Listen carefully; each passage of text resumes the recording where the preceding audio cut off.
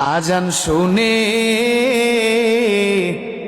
আসো যারা ঘুমায়া,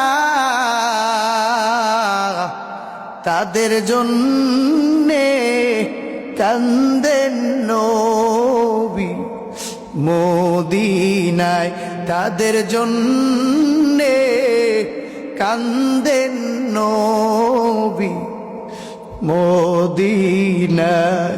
সেই নবীর জন্যে কি মায়া লাগে না? এরে মানুষ নামাজে কে আসো না, এরে উম্মত মসজিদে কে আসো না।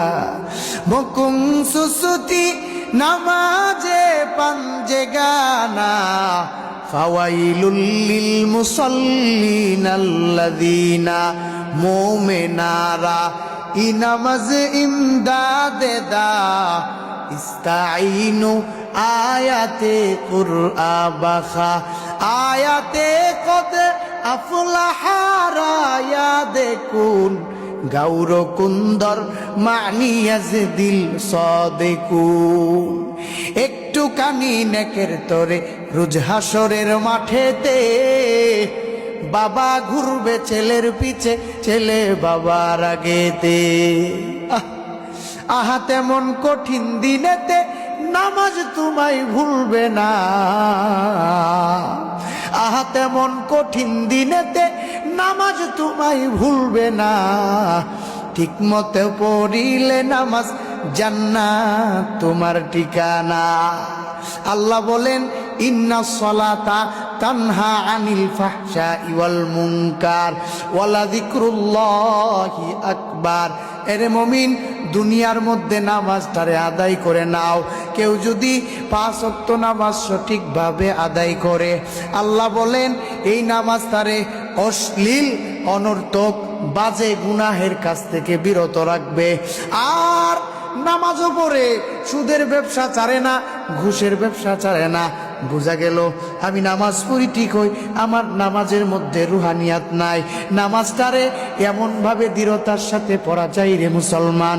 না রে বাবা না, নামাজটারে এমন ভাবে পড়ো যেন সঠিকভাবে দৃঢ়তার সাথে নামাজটা দুনিয়ার মধ্যে আদায় হয়।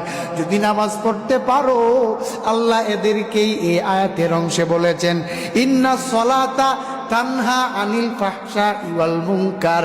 যদি নামাজ পড়তে পারো, তানহা আনিল ফাহশা, এবং গুনাহের কাজ থেকে তুমি বিরত থাকতে পারবা, যা তুমি কখনোই কল্পনা করতে পারবা না রে বাবা।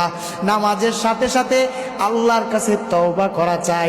কারণ নবী বলেন যেমন ভাবে শীতের মৌসুমে গাছের থেকে পাতা ঝরিয়া পড়ে, মায়ার নবী রহমাতাল লিল আলামিন বলেন আমার কোন উম্মত যদি ওযুটারে বানাইয়া 5 ওয়াক্ত নামাজ মসজিদের মধ্যে গিয়া পড়ে, নবী আমার জানায় দিলেন রে উম্মত জানিয়া রাখো, যেমন ভাবে গাছের পাতা শীতের মৌসুমে একটাও থাকে না, নবী জানায় দিলেন আমার কোন উম্মত যদি নামাজ পড়ে, আল্লাহর কসম আল্লাহ পাক সব সগীরা গুনাহ দুনিয়ার মধ্যে মাফ করে দেয়। তবে কবিরা গুনাহ তওবা ছাড়া মাফ হয় না। এই জন্য নামাজের সাথে সাথে কি করা চাই? তওবা ইস্তেগফার দুনিয়াতে পড়া চাই। এটার থেকে গাফেল হওয়া উচিত না।